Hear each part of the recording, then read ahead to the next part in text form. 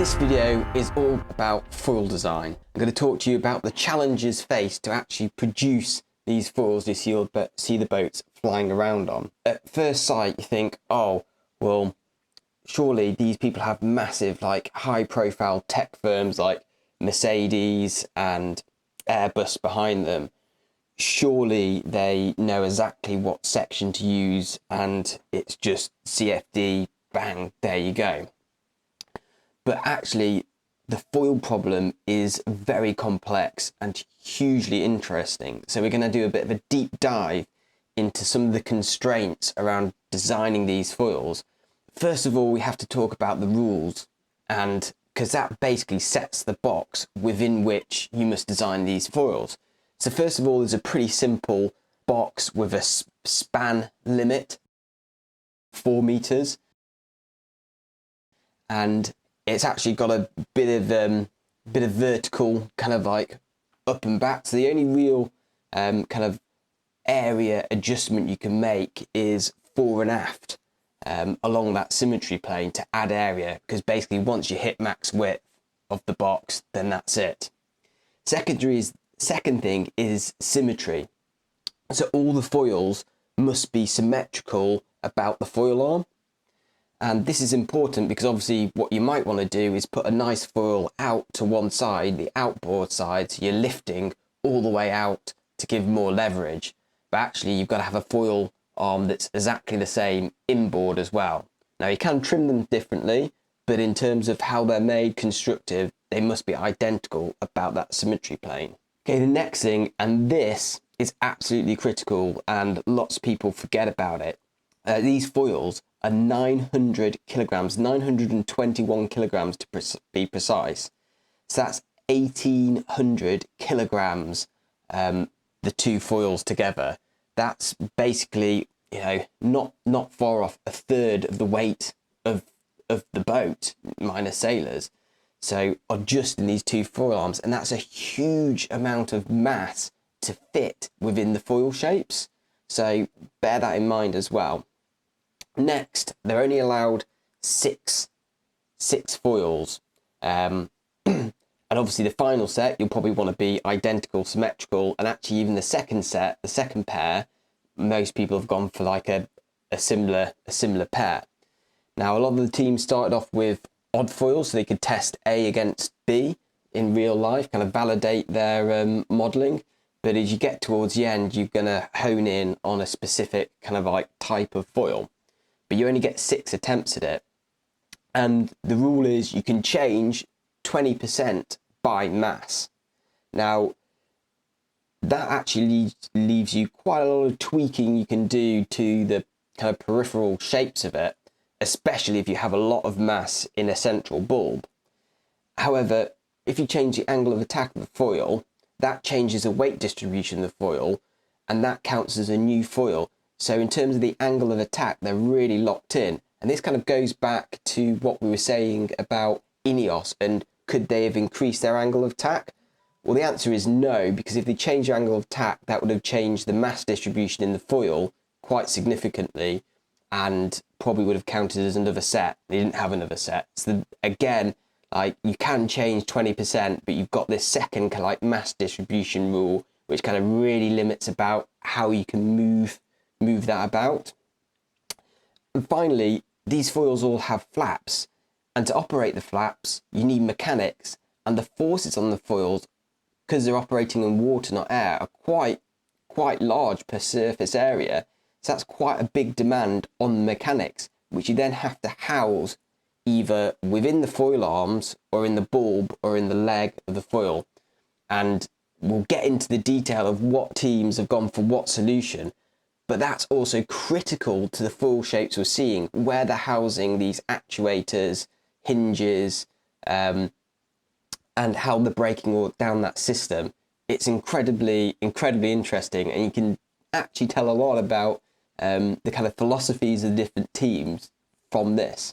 And housing mechanics, this actually flips down into another part of the rule, and actually something very controversial, which could have already decided this America's Cup months ago based on a rule interpretation.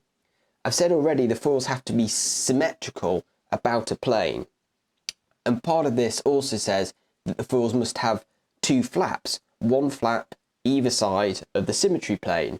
Now, you'll notice that one of the teams appear to have just 1 single flap across the whole of the foil, and 1 single flap is not legal.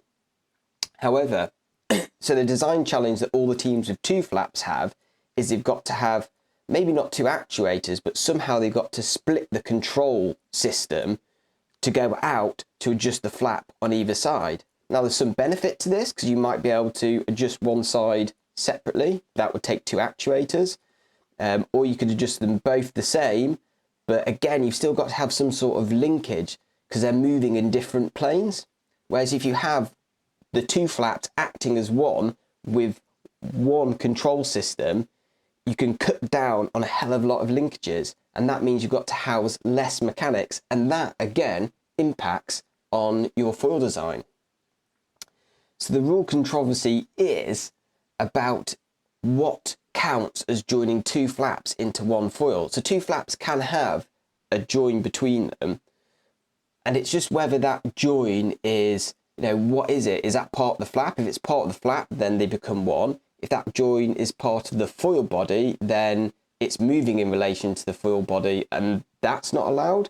Or is that join that then goes into the control system, is that actual join bit part of the foil control system, which is just operating on both flaps at once?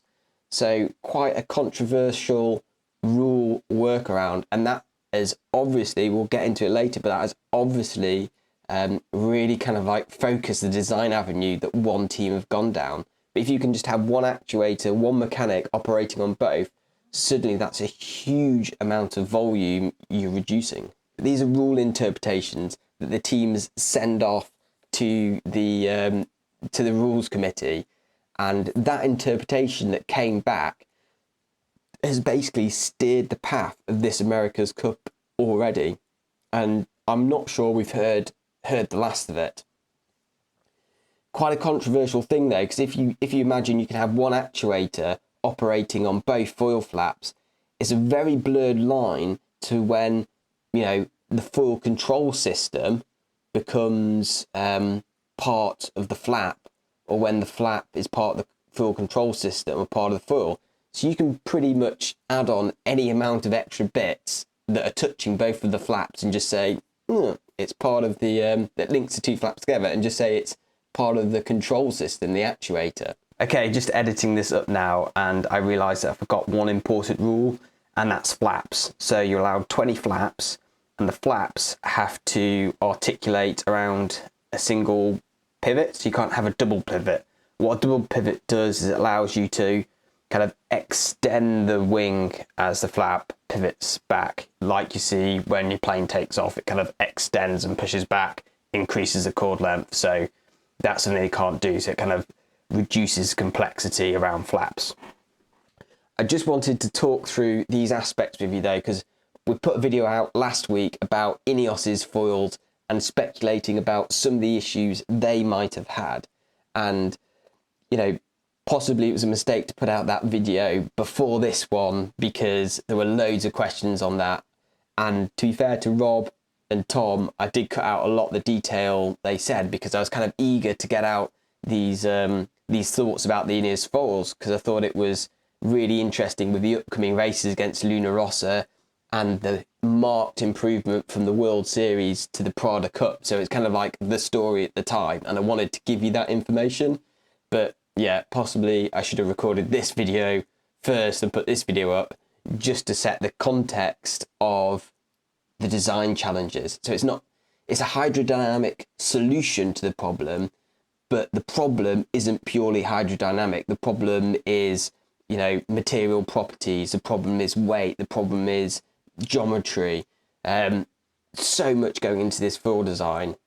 And if, like me, you get super frustrated with the main feed where they show you a picture of the foils and they're like, all these foils are different shapes. And I'm like, tell us why they're different shapes. I want to know. I'm like, when you go and see a magic show, it's amazing, but I'm one of those people who wants to know how it was done. So we're going to talk a little bit, speculate a bit more about the different teams, what they've done, how they solved these design problems. So if you like the content, subscribe, and those videos, I'll try and get them out in the next few weeks. Unfortunately, I've got a day job as well, so that kind of impinges a little bit. But yeah, take care. I hope you're enjoying the racing. We've had an epic race today.